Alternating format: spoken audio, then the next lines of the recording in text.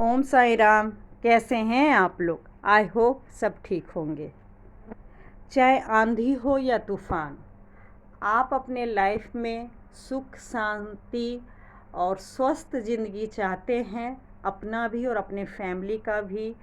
तो एक कसम खा लीजिए कि ब्रह्म मुहूर्त में उठना है और भगवान को याद करना है और उसके बाद हो सके जो भी भगवान को आप मानते हैं वहाँ दर्शन करने जाना है, वो भी नंगे पाँव। वो मैं इसलिए बोल रही हूँ क्योंकि पता है कि आजकल बीपी, डायबिटीज़, शुगर, ये सब बीमारी, थायराइड, ये सब आम बात हो गई है।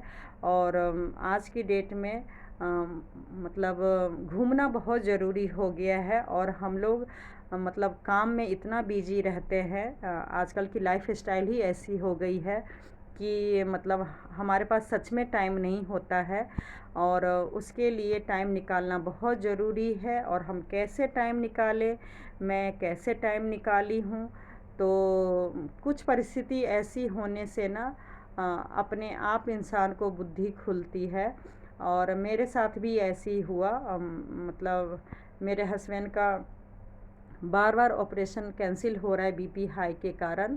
नाक का ऑपरेशन होना है और सही बोलूँ नाक का ऑपरेशन की ही समस्या नहीं है। सभी को पता है कि अगर जिसको कोलेस्ट्रॉल, बीपी और शुगर एक साथ अगर प्रॉब्लम है उसको लाइफ में कभी भी मेजर प्रॉब्लम बहुत ज़्यादा हो सकती है। लेकिन सही बोलूँ मेरे हस्बैंड को उस हिसाब से डर नहीं है और अगर डर है भी तो वो दिखाते नहीं हैं, उस हिसाब से कुछ भी केयर नहीं करते हैं। और ख़ासकर अगर मान लीजिए काम बिजनेस भी नहीं है, पैसे की भी बहुत समस्या है, घर चलाना उनको बहुत मुश्किल हो गया है, तो मैं समझ सकती हूँ उनको कितना टेंशन होगा। तो सही बोलूँ भगवान की कृपा होना बहुत ज़रूरी है। और अगर आप फिज़िकली मेहनत करेंगे तो मतलब मैं ये नहीं कह रही हूँ कि पूरा ही ठीक हो जाएगा, लेकिन काफ़ी हद तक आप ठीक रह सकते हैं, स्वस्थ रह सकते हैं।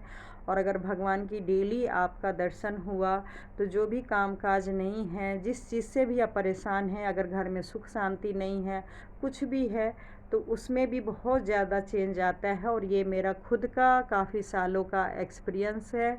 और मैं कई सालों से मतलब जब जॉब करती थी तो मंदिर दर्शन, पूजा पाठ में बहुत किया करती थी और भगवान की इतनी कृपा रही कि मेरी मतलब झोली भरते ही गए, मतलब कम पड़ गई थी झोली, बाबा की इतनी कृपा हुई। और कुछ सालों से फिर मैं डगमगा गई और नहीं हो पाया। और अब उन्हीं की कृपा से कहिए, जो मैं बहुत लेट उठती थी, अचानक कसम खा लिया कि अब मुझे जब तक मेरी सांस रहेगी और मुझे उठना ही है। और ये स्टार्टिंग का वीडियो दिखाई थी मैं आपको, जब मैं घर से निकली तो थोड़ा सा बूंदा बूंदी बस हो रहा था। और उसके बाद यकीन मानिएगा छाता तो हम लोगों ने ले लिया था, हस्बैंड वाइफ दोनों अपना अपना, लेकिन इतनी बारिश मतलब कुछ महीनों से दिनों से बारिश तो यहाँ एनसीआर दिल्ली में बहुत हो रही है, लेकिन आँखों से अगर मैंने काफ़ी सालों बाद मैंने ऐसा बारिश देखा। इतना भयानक बारिश, मतलब बस ऊपर छाता था, मैं पूरा का पूरा ये जो देख रहे होंगे ड्रेस पूरा का पूरा भीग चुका है। और पंडित जी वैसे नहीं बुलाते हैं जब सफाई करते हैं या श्रृंगार करते हैं, थोड़ा सा बाहर ही रखते हैं, लेकिन उनको दया आ गई और उन्होंने काफ़ी पास से हम लोग को बुला लिया, पास से हम लोग ने प्रार्थना किया और बहुत ही अच्छा लगा। और मतलब मैं ये नहीं कह रही हूँ कि आंधी हो या तूफ़ान आपको मंदिर जाना ही है, ऐसा कसम भी नहीं लीजिएगा।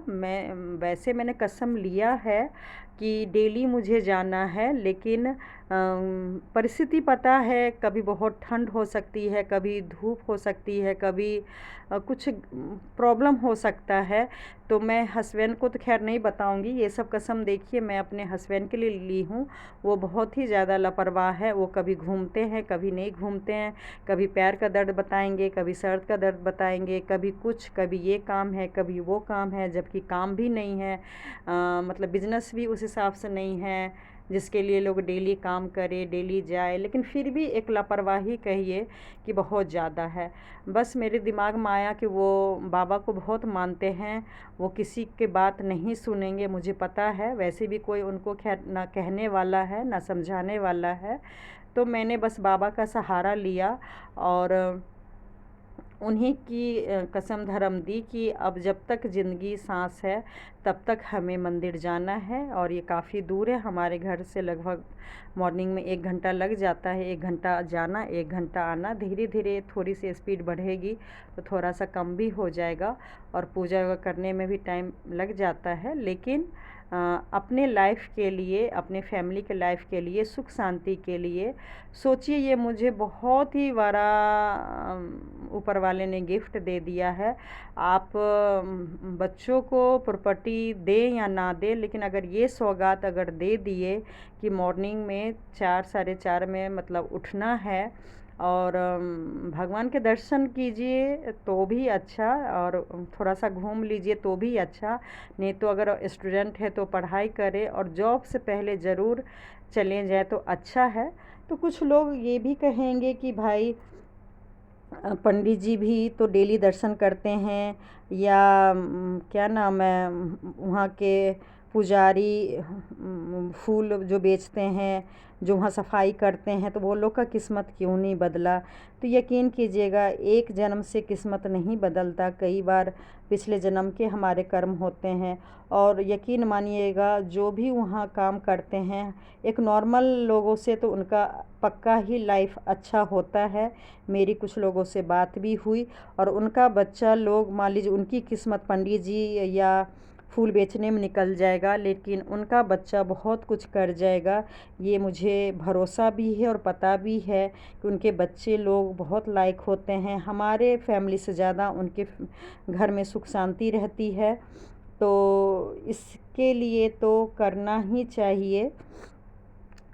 ये देखिए कितनी बारिश थी और अंधेरा, हम 5 बजे निकल गए थे, फिर लाइट भी चली गई थी बहुत ज़्यादा। मतलब इतना वीडियो मैं बना नहीं पाई क्योंकि मैं कोई रिपोर्टर तो हूँ नहीं कि मेरी लाखों करोड़ों की इनकम है। और मेरे हस्बैंड, मेरा फ़ोन था और दोनों का कुछ अगर पानी में चला जाता तो बहुत ज़्यादा नुकसान होता।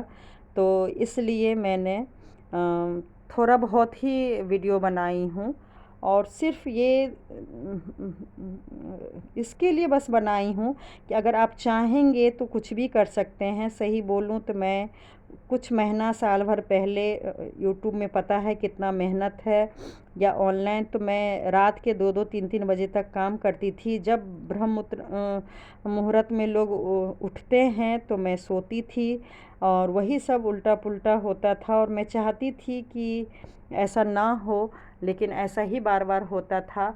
और अचानक इतनी बदलाव आ गई मेरे अंदर, और अब एक बार अलार्म बजता है और मैं उठ जाती हूँ। मैं अपने हस्बैंड को उठाती हूँ। पहले बेटी कॉलेज जाती थी तो उसके नाश्ता बनाने के लिए भी 8 बजे मैं अपनी बेटी हस्बैंड को बोलती थी कि भाई उठा देना, मैं नाश्ता बनाऊंगी। लेकिन वो लोग नहीं उठाते थे, सोने के लिए छोड़ देते थे, क्योंकि वो लोग को पता था कि मैं 4-5 बजे तक जगी हूँ। सही बोलूँ, पैसा अपनी जगह है, लेकिन ये सब से कुछ नहीं मिलेगा। जितना लेट सोएंगे, मॉर्निंग में जितना लेट उठेंगे, उतना ही अपना और अपने फैमिली को हम बर्बाद कर रहे हैं। मैंने तो बस अब सोच लिया है कि मैं अपने बच्चों को कुछ दूं या ना दूं, लेकिन ये चीज़ अब मैं विरासत में दूंगी। मैंने पहले भी कई साल पहले ऐसा किया हुआ था, लेकिन होता है ना, लोग भूल जाते हैं ज़्यादा प्रॉब्लम होने से। इस वजह से मैंने कसम ली। तो हाँ, मैंने हस्बैंड को तो नहीं बताऊंगी कि आंधी हो तूफ़ान, मुझे उनको तो मैंने यही बोला आंधी हो तूफ़ान डेली जाना ही जाना है। लेकिन मैंने अपने में सोच लिया है कि अगर कुछ ऐसी परिस्थिति होगी